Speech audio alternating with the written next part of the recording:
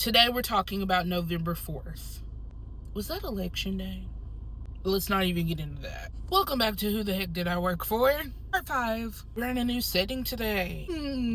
If you're new here, make sure you go back and watch parts 1 through 4. I strongly believe that you deserve every sip of tea that I am pouring. And if you don't drink tea, it's whatever drink that you prefer. Juice, tequila, Sprite, I don't care. Okay?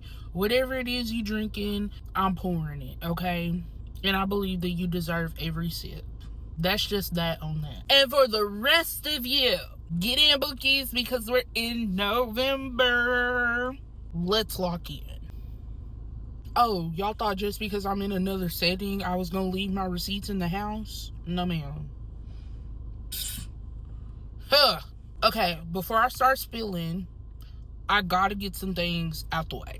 First things first, the program that I worked for at the university that I worked for, which is in the top 10 SEC, whenever we didn't hear from a referral or a participant, we had to do 3 points of contact. And after those 3 points of contact were made and the person didn't get back with us, we had to send them a letter. Another thing, each coordinator did weekly case reviews with their PM and or the RD. And depending on everybody's scheduling, most of the time it was done through Zoom, but every once in a while they would be in person too. Lastly, the RD had favorites, okay? 2 to be exact. And even within those 2, there was a favorite of the 2. Just want to put that out there, okay? One of the RD's favorites had case reviews that morning. And my PM and I, we were still in the shadowing phase. So, of course, we had to attend. I had to mail one of my referrals a letter because they didn't get back with me. So, I figured, I'm already out. I'm already on the clock. I will take the letter to the post office, and if case reviews start by the time that still out and on the way home, I'll just listen from my phone, just like everybody else that works for that program does. If they're out and there's a meeting, they just access the Zoom from their work phone. Everybody. That's what I was trying to do. And I was like 1 to 2 minutes late. Not because I was mailing the participant's letter, but because nobody would send my PM and I the Zoom link, the proper working Zoom link. It was a struggle to access it from other people's calendars. I did a Zoom with the RD so that they could guide me on entering that information into the system that we used.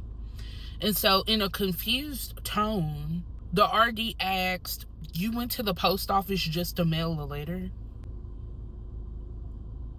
So I was like, yes. The RD then advised me to start putting the letters in my mailbox because I would be mailing them out a lot. I let the RD know I didn't want personal and family mail to be getting mixed in with the letters that were supposed to be going out.